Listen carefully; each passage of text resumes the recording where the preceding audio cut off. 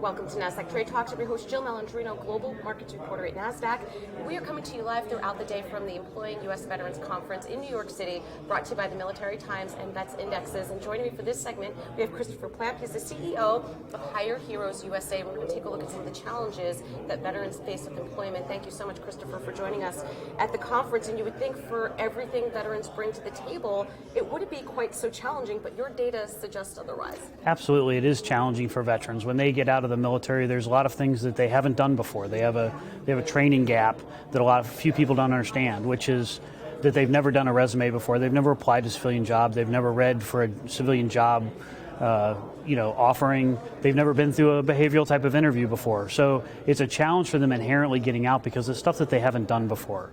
And our data shows that that's true, and they end up sometimes in an underemployed situation where they're not earning what they should be earning based upon the skills they've developed and their education level. All right, and there's three groups that you have identified that have particular challenges. Women veterans is the first one. Women veterans is absolutely one. They face additional barriers. They've been working in a male-dominated career field for a long time, and coming out, that's something that they've got to transition out of, along with the normal military transition.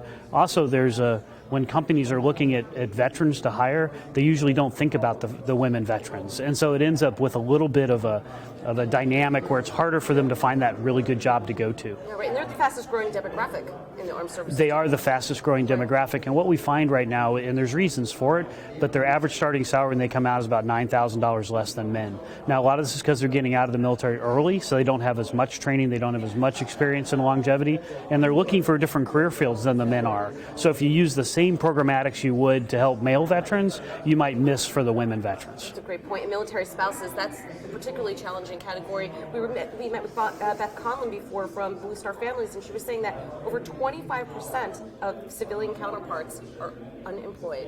And this shows exactly what our data shows. I mean, it is of all the groups of people that we work with, from junior enlisted to officers, they're our most highly educated group of people that we work with, but they have by far the highest underemployment and unemployment numbers.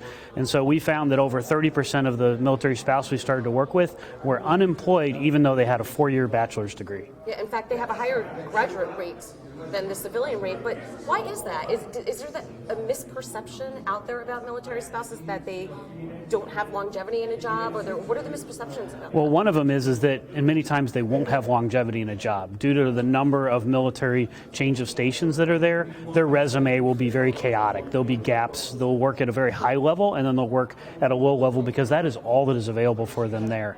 Now, with the economy changing and more remote opportunities opening up, we're starting to see a little bit more continuity.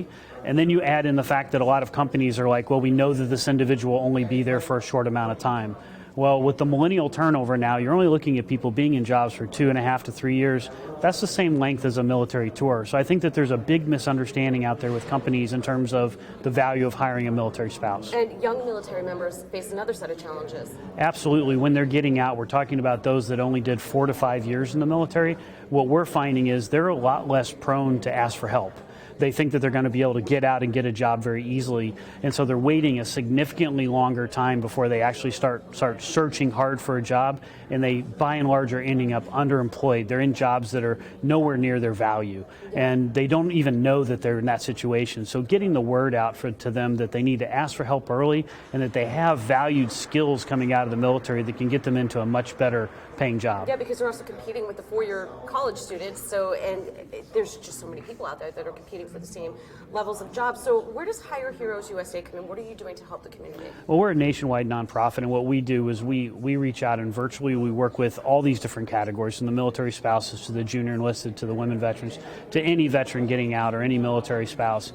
And we try to solve that gap. We try to help them with their resume, take the military spouses and craft it into one that really highlights their skills, take the military resume and translate that into civilian terminology so the companies can read it.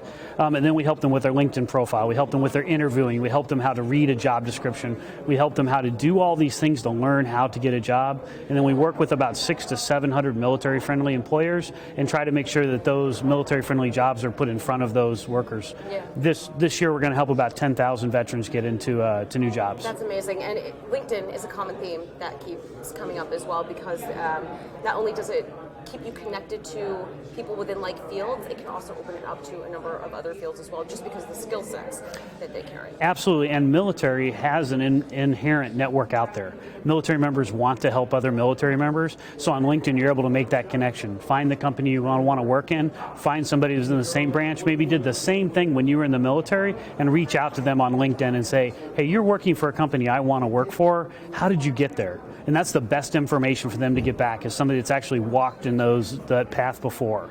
And LinkedIn allows you to do that. Christopher, thank you so much for all the great advice and for joining us at the conference. Thank you. And thank you for joining me on Trade Talks. I'm Jill Malandrino, Global Markets Reporter at Nasdaq.